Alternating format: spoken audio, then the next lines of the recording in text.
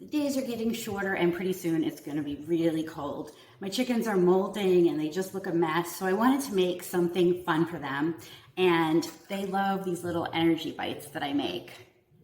I'll show you. Little cute cubes packed with all sorts of nutrients and protein and other things that they need to get through the molting season and also to stay warm through the winter. So I make them in these silicone ice cube trays, and I just kind of wanted to show you how easy it is to make energy bites for your chickens. There's no real recipe, I just kind of use what I have.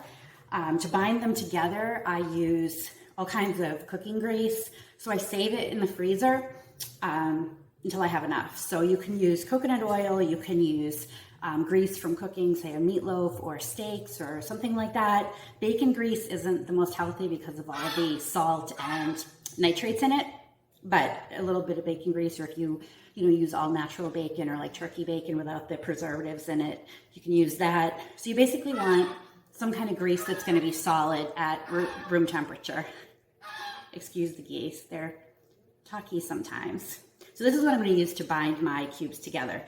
So then in my bowl, I'm going to put all my add-ins, and I like to pick things that are high in protein, high in energy, high in nutrients. So of course, I'm going to start with some grubblies because the chickens love them, and they not only have protein, but they also have calcium in them. So if any of my chickens are still laying, the calcium is good for them.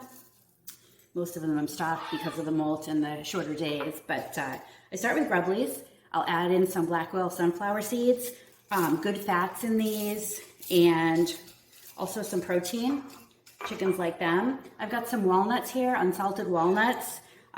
Nuts are also great fats for the winter. It'll help the chickens stay warm. You can use almonds or peanuts or whatever kind of nuts you have.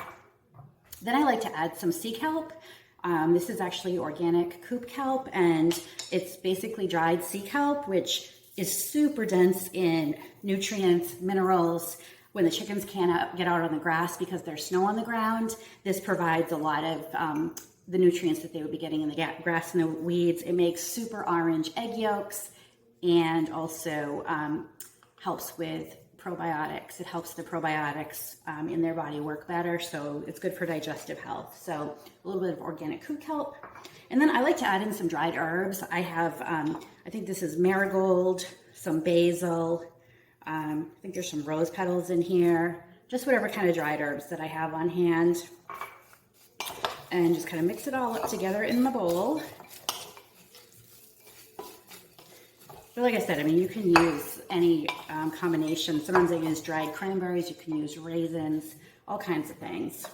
Then I'm just gonna stir this up.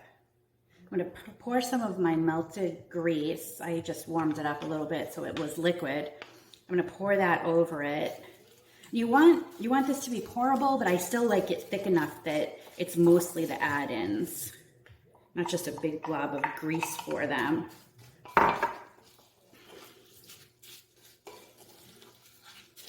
That looks pretty good. They're gonna love these. They're gonna be so yummy. And I usually pour them back into my measuring cup to get into the ice cube trays, but then you just really want to put the mixture in the ice cube trays. Your chickens are not going to be too picky if they're not perfect cubes. But I like the bite size. I used to make the suet blocks for them, but if they didn't eat the whole thing, then I didn't want to leave it out, for the rats or whatever. So the little cubes, you can just, give them a couple at a time and nothing really goes to waste.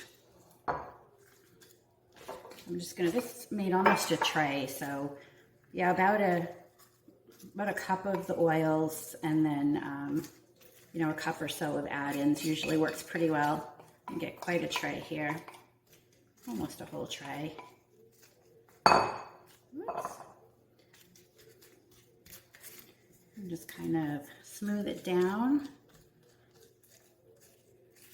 Then I'll put these in the freezer to firm up. They don't take very long. There we go.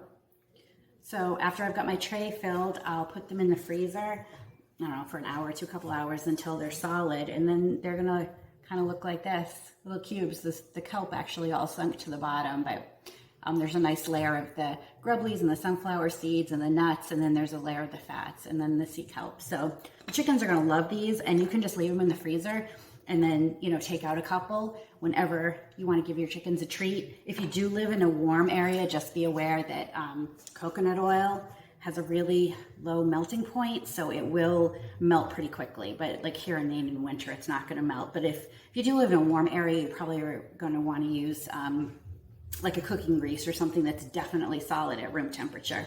But these are going to be great. The chickens are going to love them. And I hope you will try making some energy bites for your chickens this fall. Well, it's time to give the girls a taste test and see what they think of their energy bites.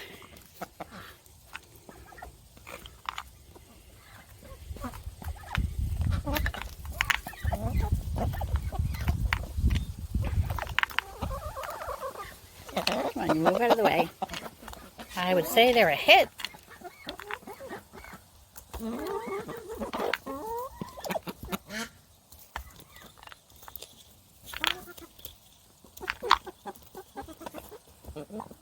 Chickens are usually suspicious about anything new.